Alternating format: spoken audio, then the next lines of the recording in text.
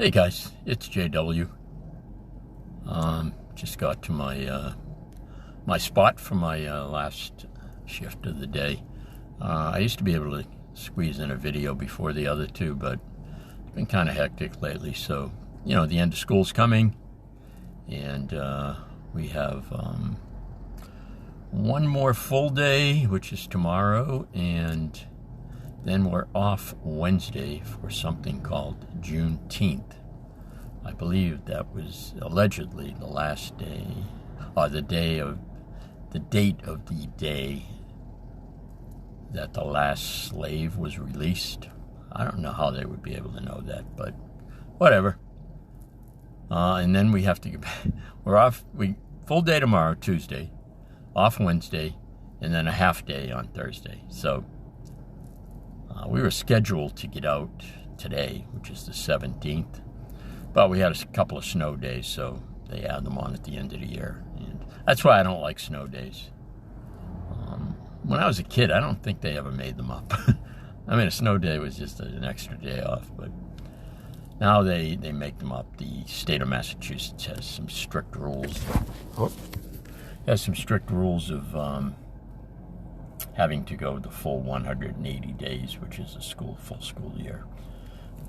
But I do remember incidents where if there's a hurricane or a state of emergency that, again, I think a lot of things are scams in life, but I'm just saying, I'm not a conspiracy theorist, but I don't believe much of what they tell me either. So anyway, there was a time, we had a hurricane, so we didn't have to make those days up. We missed like 4 days because it was a national emergency.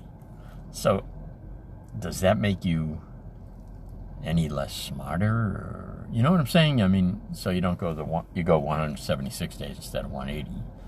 So why can't you do the same for snow days? It's not a big deal. I just prefer not to have snow days because I like getting out as early as possible in June.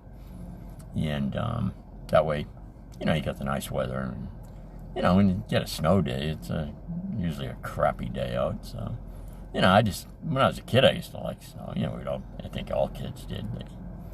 They, stay up all night waiting to hear on the radio, at least back in my day. Now the kids, they get texts from the school, and parents do. It's a whole different ballgame now. It was a big deal waiting to hear, going to different radio stations and waiting to see if you had the day off. You knew there was a storm coming, of course, from the meteorologist on TV and radio. So, then sometimes you'd miss it. You actually didn't hear your town. So then that was a quandary. Then you started calling the neighbors to see if anyone heard. And it's amazing how technology has changed the world. And most of it's for the better. Don't get me wrong. But some of it, I just put up a short video today on how AI is taking over the world. There's been a lot of videos on it like that, but I just think we're probably, as much as I like AI and use AI to help me write and do other things, and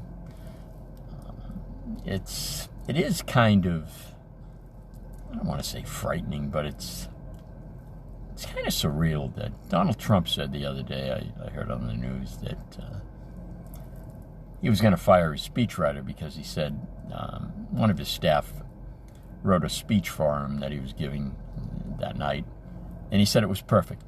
She wrote it with AI, and he said I'd have to pay some speechwriter like $30,000 to write a speech, and it wouldn't be that good. He said so.